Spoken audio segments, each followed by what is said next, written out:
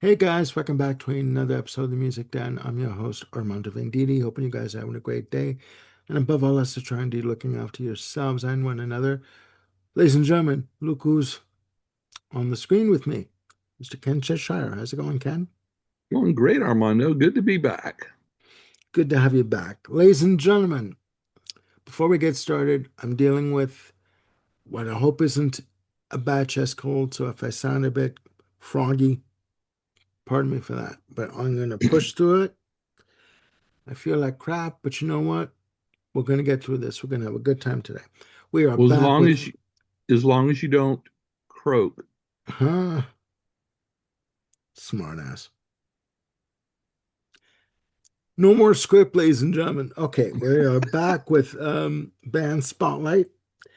And we have been, over the past few weeks, this is our fourth week actually, looking at the band Tears for Fears and discussing all of their seven albums in their catalog. Today we are going to be tackling their fourth release, Elemental, released June 7th, 1993 from Mercury Records. Uh, the album was produced by Roland Orzabal, Tim Palmer, and Alan Griffiths. Upon release, Elemental reached number 45 in the US charts, number 18 in the Canadian charts, and number 5 in the UK charts. The album has an overall playing time of 46 minutes and 51 seconds. There were four singles released from Elemental, the singles being Break It Down Again, Cold, Goodnight Song, and the title track Elemental. Now, let me set this up for you, ladies and gentlemen, if I may. All right. After the tour for Seeds of Love in 1990, the band were exhausted. There were tensions simmering between Kurt Smith and Roland Orzabal. Kurt Smith in 1991 officially left the band, leaving Roland Orzabal with the name of Tears for Fears for recording purposes. This album, Elemental, along with Raúl and the Kings of Spain, coming out 2 years later in 1995 for Epic Records, would be seen as essentially a Roland Orzabal solo release. Now, it's got to be said too, around this time during press for Elemental, Roland Orzabal's feelings towards Kurt Smith were, shall we say, curt,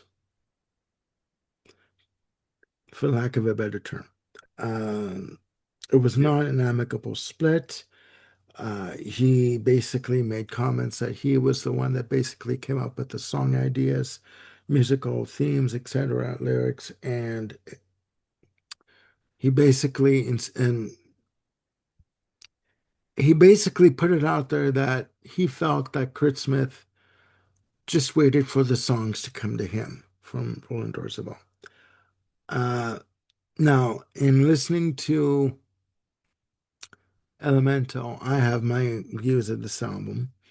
As far as I knew at the time, Break It Down again was the only single that was released in North America. It was it's my favorite track on the album, but we'll get to that in a few minutes. Ken, what is your history with Elemental? Okay. Um, I came to this album rather late.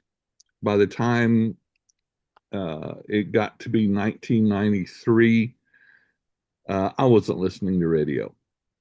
Or if I was, it was satellite radio with specifically focused channels. I wasn't listening to top 40 or anything like that.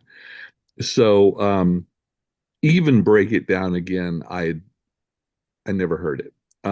So at some point uh, after um, after the Seeds of Love, I didn't buy any more Tears for Fears because, like I've said before, I when Seeds of Love came out, I was expecting Songs from the Big Chair Volume 2, and it wasn't. And Yeah. so my expectations weren't realistic, so therefore they were not met. And but at some point, I started listening to the Seeds of Love, just revisiting it, and from a fresh perspective, it's like, okay, this really is quite good. So maybe I need to examine the two '90s albums. And so, I got this one, and um, I got the two '90s albums and started listening to them a bit more objectively. And so it's like, okay, this is not Songs from the Big Chair Part Two, and it's not even Seeds of Love Part Two. This is something very different. And that's one thing that I really like about Tears for Fears.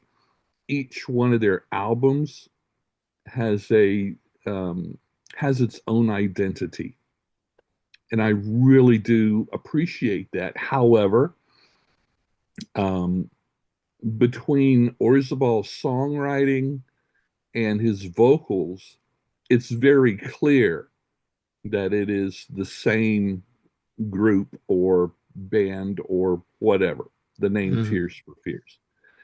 And so I align with them all, with the exception being they released one album of B-sides and stuff like Saturine. that Yeah. called Saturnine, Marshall, and Lunatic in 1996. Yeah. Saturine, That's a Marshall, and very Lunatic. mixed bag. Yeah. There is some very good stuff on it, but it also includes a lot of their experimental stuff that they would just throw on the B side of a single. That whereas some people would find it very interesting. Well, I But have a quick question for you because you mentioned Saturine and Marshall and Lunatic. What do you think of the cover of Ashes to Ashes? Ashes to Ashes um, is an incredible cover as far as recreating Bowie's original. Mm. Um, for me, there's two kinds of covers. There's ones that are very, very faithful to the original, Hmm. and Hmm. others that are drastically different. Yeah. Within those two categories, there are many good examples and many bad examples. Um, Yeah. and usually I'll tend to go to the ones that are different, somewhat different from the original. Yeah. However, this one is an exception. I think Yeah. they do an excellent job recreating it. Um, Once they get into the chorus, um, Orzabal starts doing his own thing. He's not singing like Bowie anymore, Yeah. and that gives it another dimension. Yeah. And Just yeah. it's I was just fascinating. wondered. I just wondered. We're going off script here, ladies and gentlemen. As is per usual with these episodes. I was reading just I wanted to get your opinion on it because I was reading up on that and Roland Orzabal said they were given a list of songs because this was for a project that other bands were going to be a part of, like a various artist project. And they were given a list of songs. And from the list of songs, they said that Ashes to Ashes was the only song that they actually liked and that they want and that they respected on the whole list of songs that they were Yeah. given. So they Well, just, also I like it because the Bowie album, Scary Monsters and Super Freaks, is one okay. of my all-time favorite Bowie albums. So, Really? Okay. yeah, Okay. the Good one to that know. he barely remembers making. Oh, yeah. Yeah. I'm a little side note. I kind of hear early elements of industrial on Scary Monsters and Super Sure, Creep. Yeah. sure. Yeah. Okay. Back to Elemental. Yeah. Yes. So anyway, Back to our originally scheduled program, ladies and gentlemen. Go ahead. Go ahead. yeah, so I bought the two '90s albums and delved into them, and I really like them. We've already talked about Raul and the Kings of Spain. And now this is, of course, the other 90s album, and which, as you will see, I'm quite a fan of also. Hmm. The Yeah, I thought it was really cool that I'm not sure if this was Orzabal's conscious decision, but it seems like rather than trying to recreate the the I don't know, maybe the lush, but the very highly technical perfectionism of Seeds of Love, Yeah. he pivoted in the other direction without going necessarily punk or grunge to something leaner, definitely moody, and something that fits more within the 90s without going grunge or dance music. Yeah. So this is much more guitar driven. Yeah. It does have the synths in there, but the synths do manage to fill in the holes without taking over, audibly. It's still definitely a guitar driven album. As a guitar player, I like that. I tend to like more guitar driven than the heavily electronic driven, although Hmm. there are exceptions. Hmm. Um, I think this album includes a lot of many of Orzaval's most powerful vocals. He Hmm. is underrated as both a vocalist and a guitarist, Yeah, he is. and this album shows that off very well. Hmm. Um, but like I was trying to think, throughout the Tears for Fears catalog, if Orzabal has ever written a song that is not in some ways personal, I can't think of one because the songs in this album are they're introspective. They're There's a lot of cynicism in here. There's Yeah. some frustration, carrying over from the experience of Seeds of Love and the tour that came after. Yeah. Um, Sonically, it's a little bit adventurous in some spots, Hmm. which is not unusual for Tears for Fears. They are also known for their experimentation as well as their pop sensibilities. And there's a sequence throughout this album, and I've said this before. The song sequencing can be very important, and it plays into this also very well.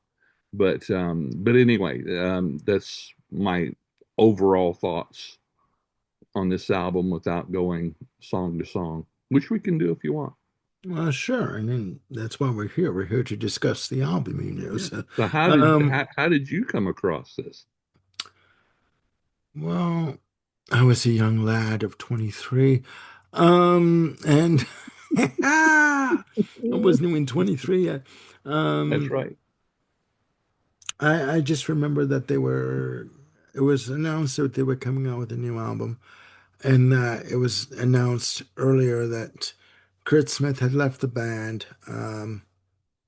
around the time of the release of the Greatest Hits album because they re-recorded a song called Tears Roll Down Yep. that was on the B side of Seeds of Love.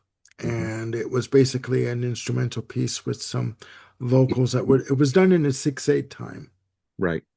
the body of the track. And there was just a chorus um, Mhm. for Tears Roll Down. And then they re-recorded it and retoned it Laid So Low.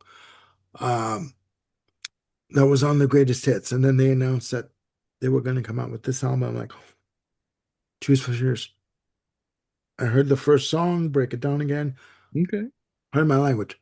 Fuck this. I ran to the store and I bought it. I had to get it. Good. So, um,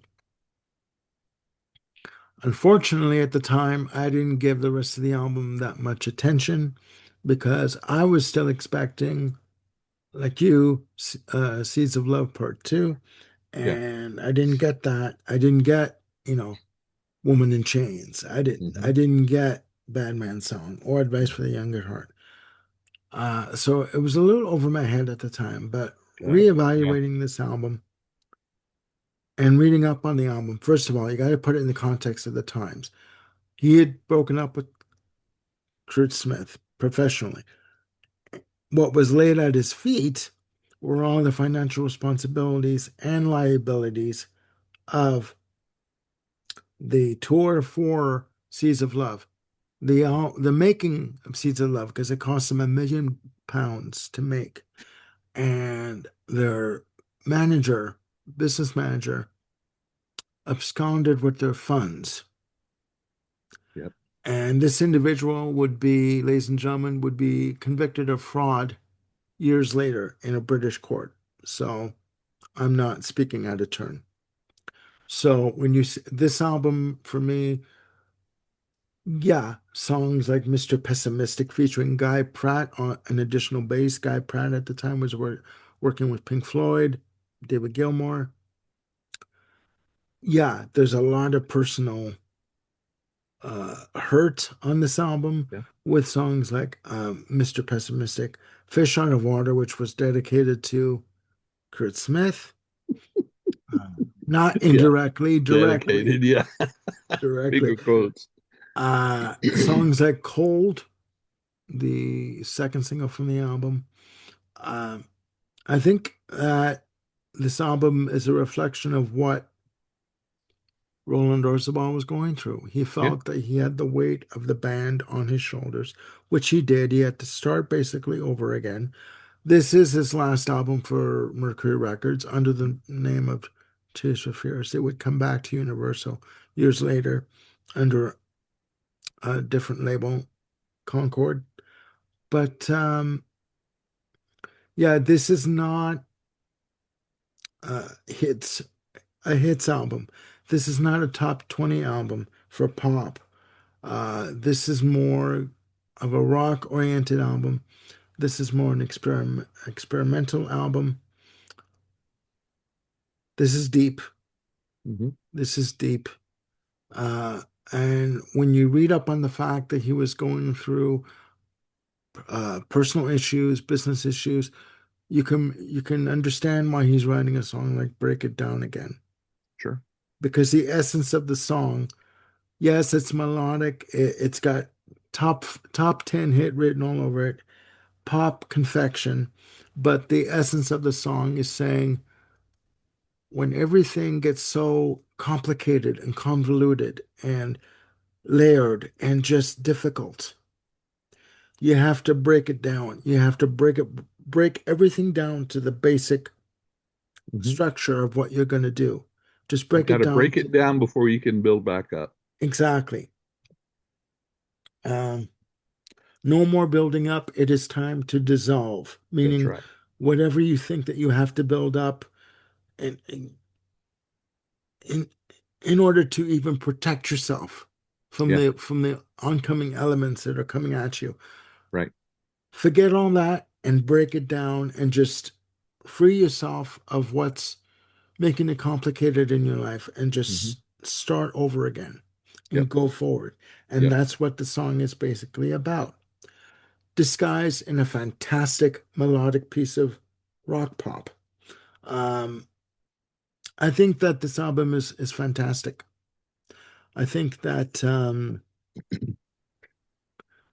he is taking assessment of himself and what's around him and just going forward with a very calm resolve.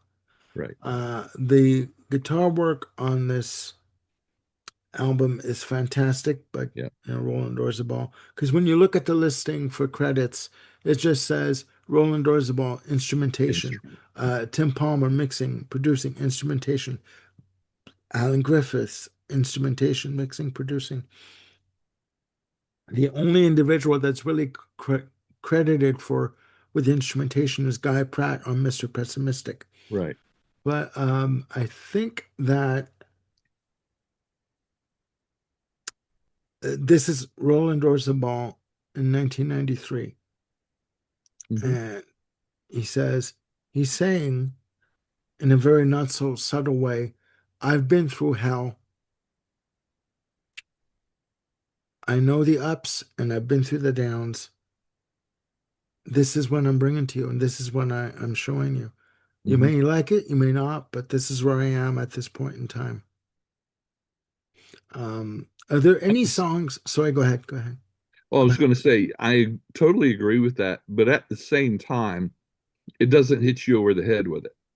No, no, he's very And if you're subtle. not aware of a lot of the circumstances at the time, um, you wouldn't pick up on that because the songs are incredibly melodic. Yeah. And Orzabal, even back then, was such an incredible crafter of lyrics Yeah. that everything is on maybe the third or fourth layer of the song, Yeah. and to in which, if you know the circumstances, you can see how it relates to reality for him at the time. Yeah. But at the same time, just like the hurting, there is enough ambiguity that people can associate their own experiences with it and apply it with their own experiences. And I Yeah. think that's what makes him such an incredible songwriter. That's what Hmm. appeals to me about his lyrics is that there's somewhat of a universality, universal. See, I made up Appeal. a word this Yeah. time. Yeah, Appeal. a Yeah. universal appeal and ability to connect with that I will without being right on the nose and hitting you over the head with it. I will counter that though. I agree with you, but I will counter you with this. When he was doing press in Canada for Elemental, and he was on Much Music one day, and Much Music, the studio that they had was very sort of open, very relaxed. Yeah. One term was used as helter skelter, in that whatever you wanted to do, you did it kind of a thing. So, anyways, he was talking to one of the VJs, and then another VJ came over to take him, and she said to the other VJ, "Are you done with him? Can I take him now?" "Oh, sure, yeah, okay, yeah, we're done." So, and this was done live on camera. Anyways, when he was doing interviews, press for the album, the question was asked, in the past, how would you and Kurt come up with song ideas? And he quickly shot that down and goes, well, first of all, I came up with the ideas, the melody, the verses, the chorus, I came up with that. And then I would give it to Kurt and he would sing it. So, and it was, and you could just see the journalist going, okay. Okay. So he right away was putting people on alert, on notice, saying, I did the music, I did the songs, Yeah. it was me. And it was like, get angry much? Like that, so, but he obviously felt he had to assert himself Hmm. from the melee of what was going on within that structure. Yeah. They obviously have patched things up and going forward. It's brand new. But at the time, yeah, this album reflects exactly mirrors exactly what he was going through. He's telling you in these songs Yeah. what he was going through. Um, so yeah. My question to you before, and I cut you off, I apologize for that. My question to you, 10 songs in total. What song stands out to you overall? Ooh. What song speaks Um, to you the most? As I ooh. Um, geez. Lyrically, of course, break it down again. Um, Lyrically, also cold really speaks to me. Hmm. Um, yeah, those are the ones that are most personal to me. First of Hmm. all, I think this is one of those albums that has starts off absolutely with three killer songs at the beginning. Oh yeah. Oh yeah. I mean, this is a strong, strong opening. Also, you go through the progression of the songs, the themes of every of all the different songs. Um, you got Fish Out of Water, like you said, was dissing Kurt Smith.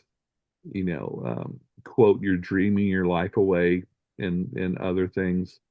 Um, it's got the cautionary song of power, talking about examines power, ambition, and influence, but not.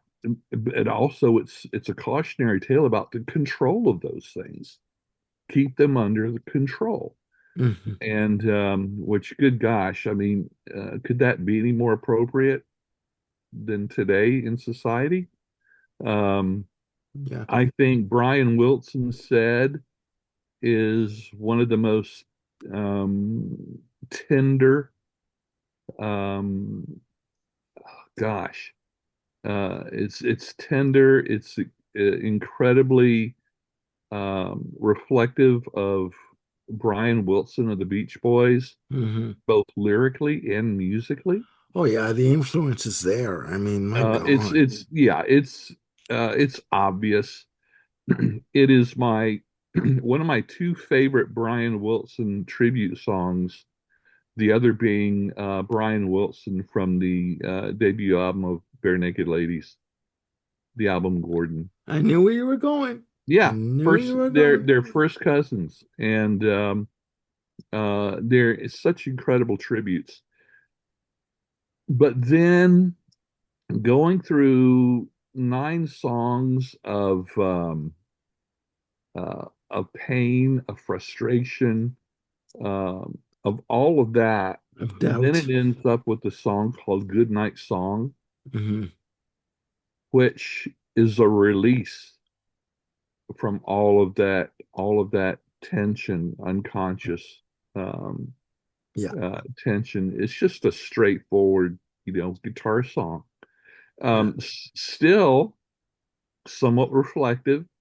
Um, it touches on exhaustion from fame that they went through the touring, Yeah. and it even hints at Orzabal's personal culpability in what happened within the Eh, band. yeah. Yeah. And yeah.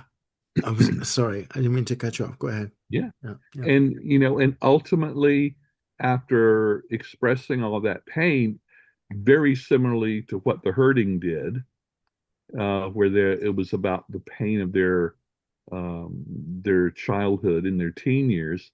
So Goodnight Song ends all of that with an element of acceptance and reflection after all of those themes of reconstruction and survival. Um, and it's like we said, it's a guitar-driven album. Hmm. And in my notes listening to it specifically for analyzation, one thing I love about it, so many of these songs are rooted in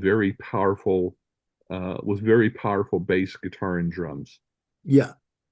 Yeah. and Making, yeah. strong beat, in the drums, and it's just a great rhythm section throughout most of these songs. Yeah. Yeah. Make nothing but the bass guitar and drums your foundation. Yeah, And then you build on that. yeah. Right. Um, Which in its way is a parallel to what he's attempting to do conceptually throughout this album. Yeah. break it down to drums and bass and build. Yeah. And it's funny that you say that about Goodnight Song. Um, like first of all, Elemental title track. I mean, reading up on time signatures and stuff, Hmm. it's it's 4/4 time, Hmm. but the way it's arranged, it comes across as 12/8 time. Yeah. Hmm. And the fact that you do that, that you're able to do that, right? And make it Yeah. sound complex with odd time signatures, but the fact that it's a 4/4 time at Yeah. the root of it, Yeah. that's Well, just like, yeah, and they whoa, do it with these little 3 and 4 note motifs yeah. with the guitar and in various places and with the bass and oh yeah, the creativeness I of mean, Orzabal's writing is amazing. when you get to the root of the track, like when it kicks in, because you got that intro with the effects and the Mhm. percussion effects and first of all, it's a great headphone track. Oh yeah. Because it's got, you're basically surrounded by it. You're Hmm. immersed in it, right? But then when it gets into the I was going to say the balls of the track, like the actual, full throttle, Yeah. there is some tremendous bass work going on there, Yes. right? I mean, Yes. and then using, as I call it, the distortion pedal, the wah wah pedal Hmm. on guitar, like that, Hmm. bunka chicka wow wow, that kind of Yes. thrill. That is classic. I mean, we're not going Sure. porno here, boner chicka wow wow, Yeah. we're That's not right. doing that. We're not doing that, okay? But but it's it's its simplicity is owed to its complexity, if that makes any Yes. sense in terms Yes. of the structure of the track. I had to think about that myself. But it's true. It's true. And I mean, it's funny that you say, like, first of all, break it down again as a song itself, classic, Yeah. classic. And on the intro, because you hear that the drumming, like the sort of drumming of the Hmm. intro, the buildup of the drums, and then you hear the vocals come in. I know she's not on the album, but I'm almost hearing Olita Adams Oh sure. on the vocal that Oh builds yeah. up, right? But it's funny with Good Night Song that you're saying that it's a song of introspection, of resignation, of culpability, of recognizing your contribution to something that went wrong. To me, the guitar riff that comes in, that guitar Oh passage, yeah. it's almost like I'm imagining myself sitting in a car driving down a desert road on a trip, on a road trip. I'm not talking Thelma and Louise, but I'm talking like on a road trip with it's a summer day, Sure. the windows are down, the warm breeze is coming in into the car, and you're just hearing this on the radio, and it just takes you away. It's like, and this song is saying, I've been through the good times and I've been through hell and I've come out the other side, and I'm just saying, I need to go. I need to leave. That's I right. need to forgive you. I need to forgive me. And I need to move on. No one's Yeah. perfect. Yeah. And I Yeah. need to move on from the situation. And the song, the driving motif is, I need to leave and go on my way and just go on to something new. And this is sort of leading up to what's going to happen on Raul and the Kings of Spain. Exactly. He's worked through those issues.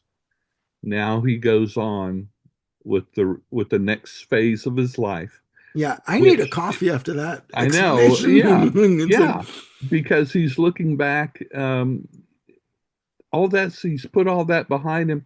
Now he's looking more inward at his heritage, with on Raul. Raul and the Kings of Spain, Yeah, where he came from, where his, his roots and all of that.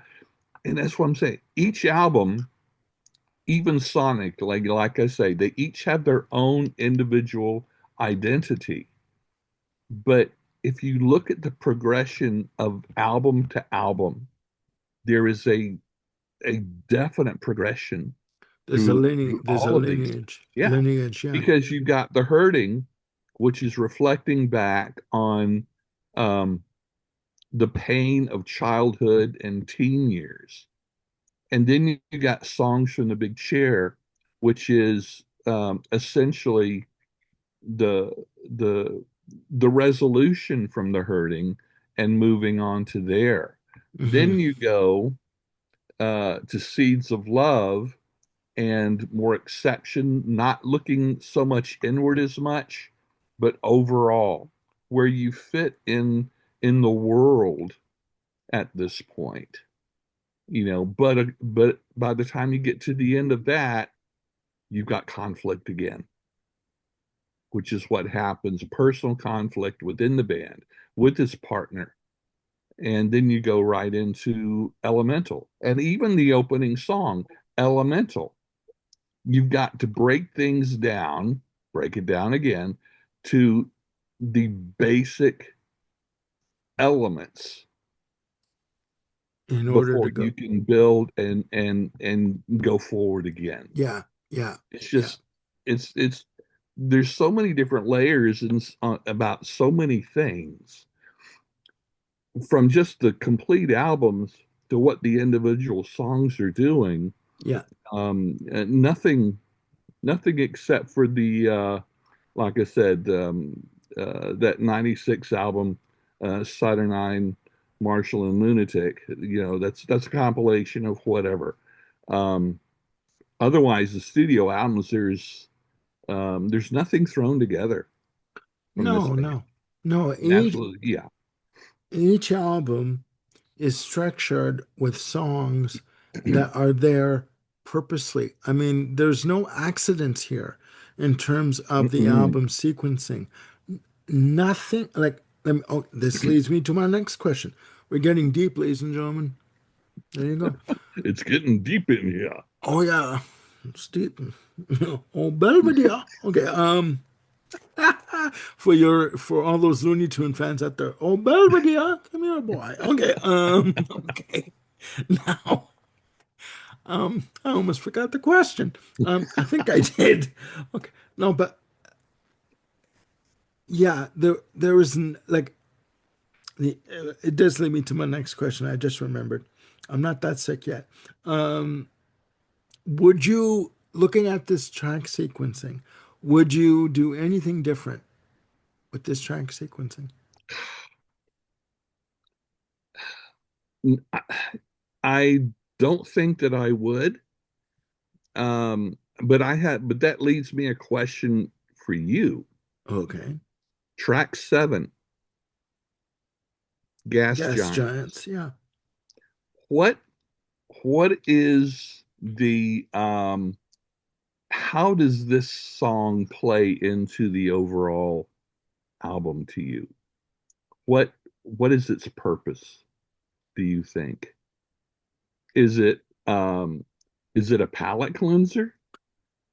Is because I'm not sure. Um I think I think it's a lead up to Power okay.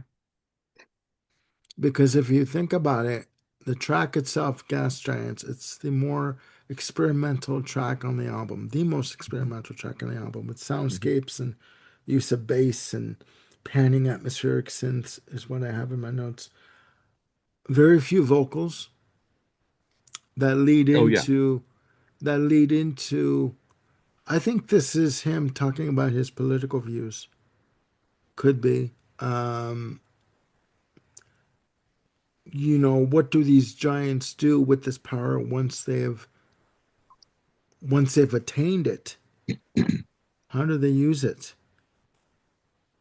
Well, I'm trying to think. I'm trying to remember. I can't remember right offhand. It's mostly instrumental, but there are a little bit of lyrics in there. Was it Yeah. referencing? Was it Armistice Day? I can't remember. I can't Okay. remember. but yeah, for most of the time, this has been, I wouldn't necessarily skip it listening to it. Um, but I was listening to it very carefully this morning, it's just for one more listen. And there was something about the lyrics. It was something like Armistice Day or something about that. Yeah, I need to dig closely into that. Um, Definitely more in their uh, electronic experimental Yeah. uh, box. Hmm. Um, but yeah, going into Power, I didn't think about that. I'm gonna reevaluate and look into that when we're done. Um, but I think going, especially going from Power into Brian Wilson said, and then Goodnight Song. I think there's a throughout the album, but especially the last three tracks. I think there is a definite solid progression Yeah. for that, for those songs. Hmm. And like I said, even especially for the, the first three songs, especially. Yeah. Um, but yeah, the guitar work, the bass, and it's a small band. There's not a lot of not a lot of dubbing, but there are incredible layers. Orzabal does the vocal layers, the vocal harmonies, Yeah. that he's so good at. That's what I'm saying. You listen to it, it's very specific. Um, and I several of these points that we brought up, um, I could easily mention right now, but I'm going to wait till we do our video on the tipping point, especially the expanded edition. That there are no accidents. Everything has a point, and even the songs. This is the only album that there isn't an extended edition of. yeah.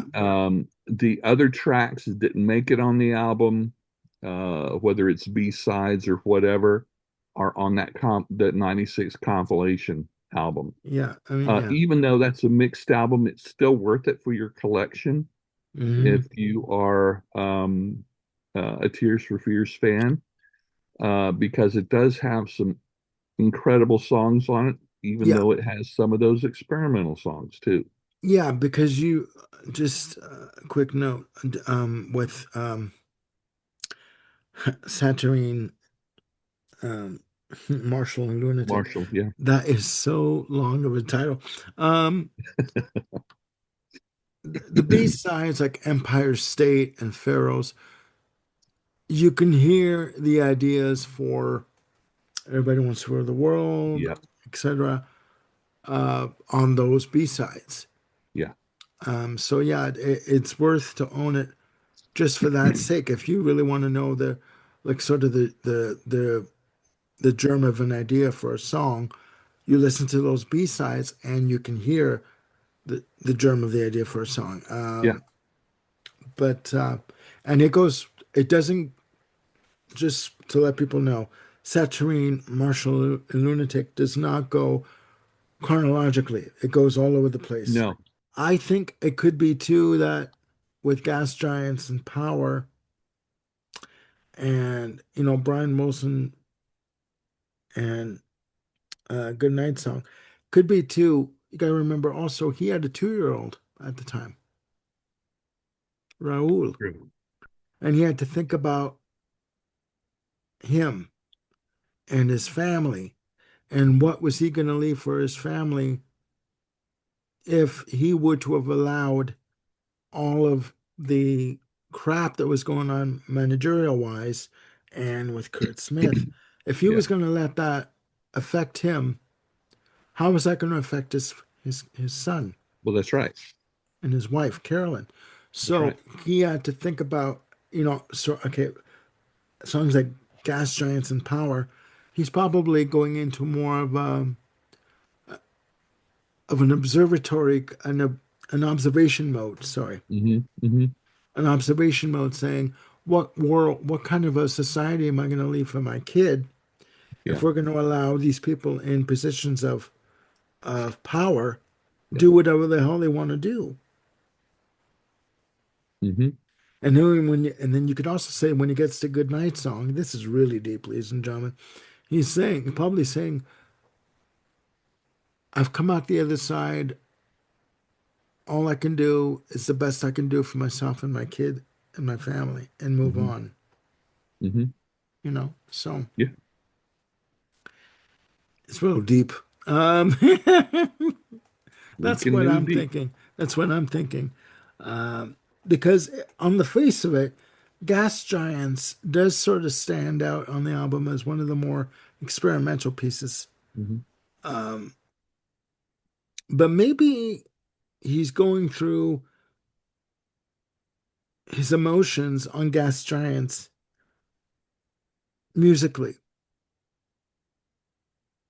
Like if Hmm. he's expressing anger, frustration, doubt, uh, concern, maybe he's expressing it musically, Yeah.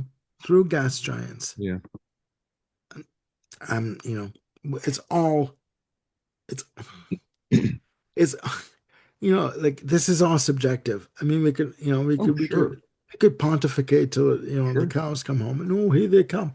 But I mean, it's like, we really don't know, right? This is just our opinion, Hmm. right? But yeah, this is an album that it is a musical journey. Wherever you end up, who the hell knows, Yeah.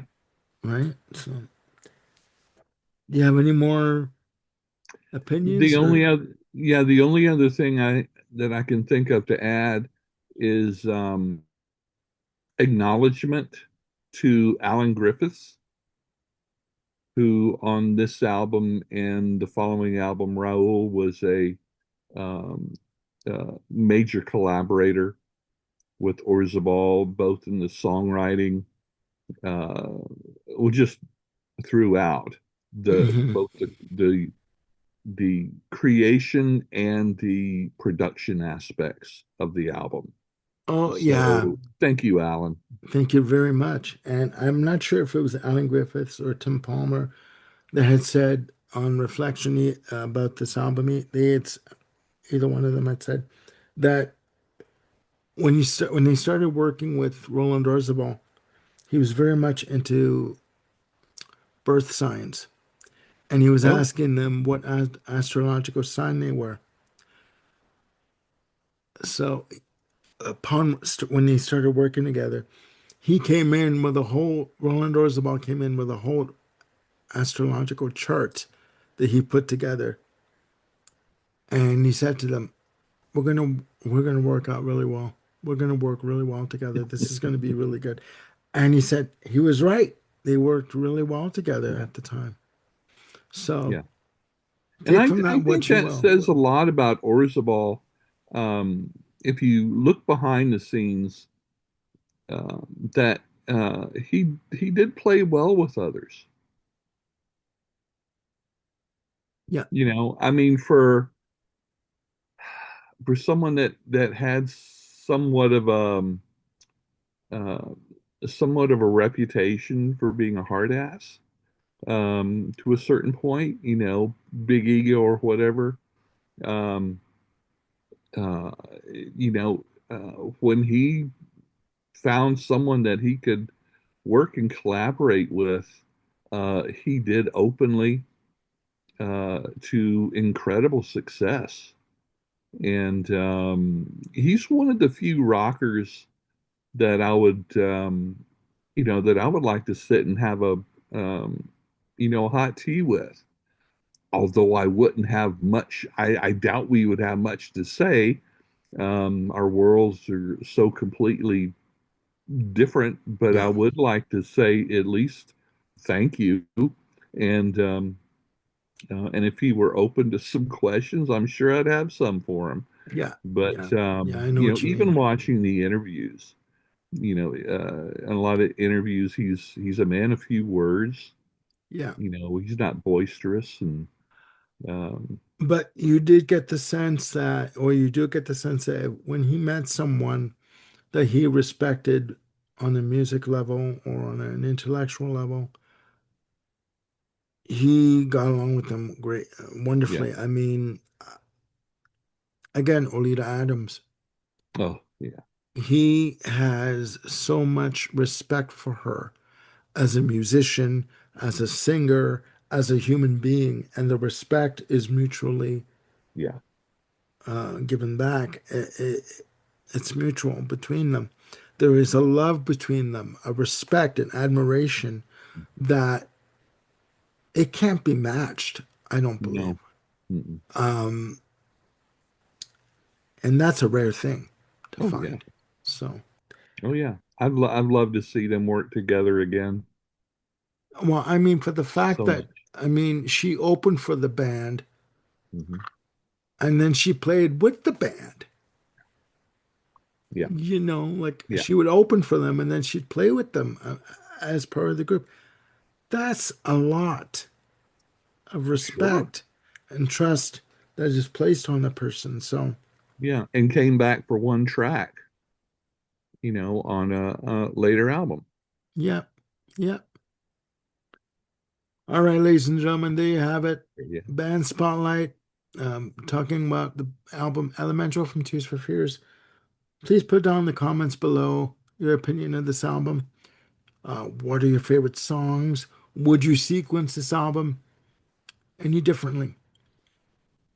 And what are your memories of 1993 with this album? Yeah. Um, we tend to go off on tangents on this channel on these topics. Uh, with your patience, um, I just, excuse me, the cold. I just seem to have a great conversation with Ken every time we sort of had these episodes. Stream of consciousness happens Yeah. with every episode, and we try and rein it in, but we're not always as successful. You Anyways, know, again, I want to thank Ken that's for this. like we like to say, we're not music experts, we're fans. That's the That's whole exactly thing. it. That's exactly it. We are not approaching these episodes with any type of expertise in terms of musicality or arrangements or any type of expertise in that field. We're just coming at it as Yeah. fans, Yeah. and we're giving you what we like about these Yeah. songs and what we don't like. Yeah. It's just opinion. Okay. So again, put down in the comments below your opinion on this album. Would you sequence it any differently? Your favorite song from the album? Where were you at this point in time in your life? Did this album speak to you in any way, shape, form, or fashion? We'd like to get a conversation going about it, okay? Very I much. want to thank I want to thank Ken for coming along for the ride. Join us next week, ladies and gentlemen, when we will be bringing you episode 5 and we'll be discussing Seeds of Love. All right? And we're going to end it off with Songs from the Big Chair. All right. So we have more episodes coming up. We're going to be working on them. We're going to get them to you as quickly as we possibly can. Bill is coming on the show with his idea of outlaws and heroes. I did hear from him on X yesterday Yeah. about, oh, I'm far behind, but this will get done. We will do the show before we will tape the show before George R. Martin comes out with his next book. And if you know the works of George R. Martin, you know what we're talking about. Winds of Winter. Anyway, again, thank you for joining us, Yes. and we'll see you soon again on the Music Den. Click like and subscribe and follow us on X. And if you hit the notification bell, you're in the loop for anything that goes on the channel. So again, for Ken Cheshire, I'm Armando Venditti signing off. Please look after yourselves and one another, and try not to catch this chest cold. It's a bitch to get rid of. Anyways, have a great day. Look after yourselves. Bye for now.